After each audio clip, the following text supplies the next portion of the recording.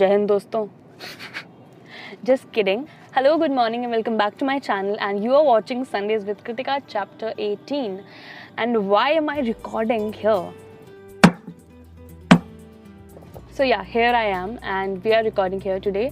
So the topic for today is the differentiation or the clarity between a slow learner and a child who has a learning disability.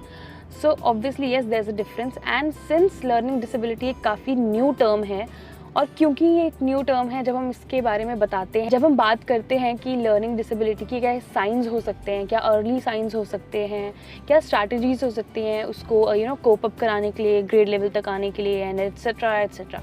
तो ये सब चीज़ें जो हैं जब हम बात करते हैं तो हमें समझ नहीं आता कि हम एक स्लो लर्नर और एक लर्निंग डिसेबिलिटी के बीच में डिफरेंस कैसे बताएं. So this video is about that, और आज हम क्लैरिटी लेकर आएंगे कि स्लो लर्नर और लर्निंग डिसेबिलिटी में डिफरेंस क्या है. तो सबसे पहले स्टार्ट करते हैं हम स्लो लर्नर के बारे में. जब हम स्लो लर्नर के बारे में बात करते हैं तो एक स्लो लर्नर सिर्फ वो नहीं होता जो शायद से कम मार्क्स ला रहा है या रिज़ल्ट, बिकॉज रिज़ल्ट्स हैव, जो रिज़ल्ट्स होते हैं उसमें बहुत सारे फैक्टर्स हो सकते हैं कि एक रिज़ल्ट को क्या चीज़ अफेक्ट कर रही है.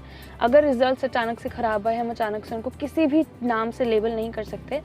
स्लो लर्नर है, लर्निंग डिसेबिलिटी है, लर्निंग डिफ़िकल्टी हो सकती है, लेकिन वो डिफ़िकल्टी क्यों आ रही है उसके बहुत फैक्टर्स हो सकते हैं. तो एक रिज़ल्ट जो है उसके बहुत सारे फैक्टर्स हो सकते हैं कि किसी बच्चे का रिज़ल्ट जो है वो ख़राब क्यों आया. लेकिन जब हम स्लो लर्नर की बात करते हैं तो slow learner are those kids जिनकी जो लर्निंग है वो थोड़ी स्लो है. ऑल्सो ये वो बच्चे होते हैं कि जिनका जो IQ होता है, हो सकता है कि वो एवरेज से थोड़ा कम हो. यस, ये भी एक चीज़ होती है.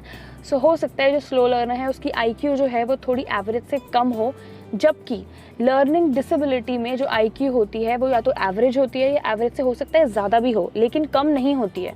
हाँ, लेकिन कोमॉर्बिड सिचुएशन में हो सकता है कि अगर कोई और डिसेबिलिटी भी है लर्निंग डिसेबिलिटी के साथ में तो हो सकता है IQ कम हो. लेकिन जनरली अगर कोई और डिसेबिलिटी नहीं है, सिर्फ लर्निंग डिसेबिलिटी है, तो जो IQ है वो लो नहीं होती है. सेकेंड पॉइंट इज़ कि जो माइलस्टोन्स होते हैं हमारे बच्चों के, जो बचपन से लेके बड़े होने तक उनका होता है कि 3 मंथ्स में बच्चा ये करेगा, 2 मंथ्स में इतनी वोकैबुलरी आ जाएगी, या वो सब अलग अलग चीज़ें होती हैं जो माइलस्टोन्स होते हैं हमारे. तो वो बच्चा जो कि शायद स्लो लर्नर है, उसके जो माइलस्टोन्स हैं ऐसा नहीं है कि वो डीले हैं या वो बहुत पीछे चल रहा है इसलिए वो स्लो है.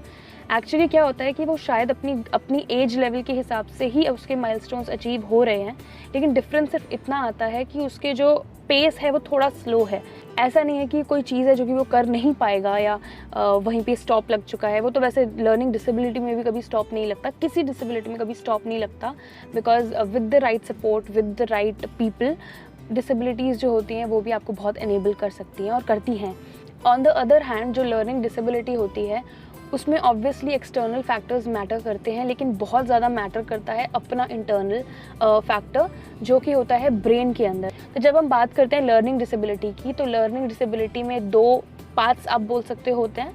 The first one is IPD and the second one is SLD. So IPD is information processing disorder, जहाँ पर जो प्रोसेसिंग है इंफॉर्मेशन की उसमें एक डिसऑर्डर है. डिसऑर्डर का मतलब होता है जब ऑर्डर में नहीं चल रहा है, थोड़ा सा डिसऑर्डर्ड है, तो उसको हम कहते हैं IPD, यानी कि इंफॉर्मेशन प्रोसेसिंग डिसऑर्डर, जहाँ पर जो बच्चा है उसको जो इन्फॉर्मेशन है उसे प्रोसेस करने में इश्यूज़ आ रहे हैं, लिसनिंग में इश्यूज़ आ सकते हैं, ऑडियो विजुअल डिसऑर्डर्स हैं. तो इन चीज़ों की वजह से जो है IPD होता है. And the second thing is SLD, which is specific learning disability. Specific learning disability के अंदर हमारे जो हैं ये मेन नेम्स आते हैं, डिसकैल्कुलिया, डिसलेक्सिया, डिसग्राफिया. सो ये सब आते हैं और उनको हम कभी अलग से एक्सप्लेन करेंगे कि वो अलग क्या है. So the whole point of this video is कि हम समझें कि स्लो लर्नर और लर्निंग डिसेबिलिटी में बहुत डिफरेंस होता है. और क्योंकि यहाँ पर रिसर्च चल रही है, अभी ऐसा नहीं है कि स्पेशल एजुकेशन को सब जान चुके हैं और सब खत्म हो चुका है. नो, अभी ये एक ऐसा फील्ड है जिसमें रिसर्च चलती जा रही है. तो अभी हम इसीलिए हम कहते हैं कि कभी अब बच्चों को लेबल ना करें, बिकॉज हम लेबल करते हैं तो वो बच्चा जानता है, उसके घर वाले जानते हैं, हर किसी के दिमाग में एक टर्म आ जाती है, okay this child has this thing and these are the science, ऐसा होता है. तो जो एक स्लो लर्नर होता है उसमें मेमोरी जो होती है वो पुअर होती है. जब मेमोरी पुअर होती है तो ऑब्वियसली जब वो क्लास के अंदर बैठे हैं और कोई नया कॉन्सेप्ट शुरू हो जाता है तो उनका मेमोरी पुअर है एंड दे आर लाइक कि ये कैरी फॉरवर्ड तो हमें बता रहे हैं बट ये प्लस कैसे होता था, मैं भूल गया। सो जब ये चीज़ होती है तो जो बच्चे स्लो लर्नर होते हैं उनके साथ हमेशा एक चीज़ करनी पड़ती है कि जो आप न्यू इन्फॉर्मेशन जब उनको इंट्रोड्यूस कराते हो तो हमेशा आपको जो ओल्ड इन्फॉर्मेशन है उसके साथ थोड़ा लिंक करके वापस याद दिलाना होता है। तो अगर आपको लगता है कि आपकी क्लास में कोई बच्चा है जो शायद स्लो लर्नर है, तो उसके साथ आप ये हमेशा कर सकते हो कि हमेशा आप लिंक करो जो ओल्ड इन्फॉर्मेशन है उसको न्यू इन्फॉर्मेशन के साथ। तो हो सकता है वो कॉन्सेप्ट वो अगेन एक कंटिन्यूशन के साथ सीख सके। और एक बच्चा जो कि स्लो लर्नर हो सकता है उसको साथ में कुछ ऐसी डिफ़िकल्टीज़ हों जैसे कि स्पीच की डिफ़िकल्टी हो या लैंग्वेज डिफ़िकल्टी हो, ये चीज़ें भी हो सकती हैं। अब जब हम स्पीच और लैंग्वेज की बात करते हैं तो कई बार क्या होता है कि हाँ, ये एक सिचुएशन होती है कि जो बच्चे होते हैं वो कुछ एक एज तक उनको स्पीच इश्यूज़ होते हैं, तो उल्टा पुल्टा कुछ कुछ बोल देते हैं, एंड दैट इज़ फाइन। तो एक एज तक हम उस चीज़ को इग्नोर कर सकते हैं, लेकिन जब आपको लगता है कि okay this is the age, इसके बाद जो बच्चा है उसको नहीं होना चाहिए उसको ये स्पीच इशू, तो तब आप ज़रूर स्पीच थेरेपिस्ट के पास जाएं। क्योंकि क्या होता है कि हम जो है हम इन चीज़ों को इतना सीरियसली नहीं लेते हैं, लेकिन एक्चुअली ये चीज़ें बहुत इफ़ेक्ट करती हैं आगे की लाइफ में। बच्चे का सोशल उसको इश्यूज़ हो सकते हैं बिकॉज उसका कॉन्फिडेंस लो हो सकता है और ऐसी तो बहुत चीज़ें हो सकती हैं। लेकिन ऑब्वियसली आप ध्यान रखिए, अगर बच्चे को स्पीच इश्यूज़ हैं तो इट्स फाइन, क्योंकि एक एज तक रहती हैं।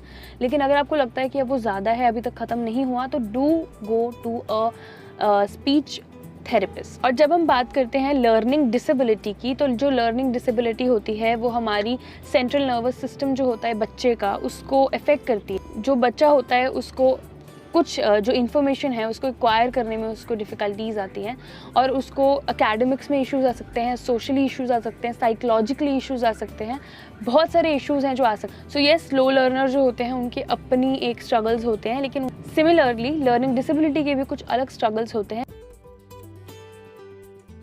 So I hope you loved the video. If you did, then do like it, share it with your friends, parents, teachers, and whoever you want to share it with.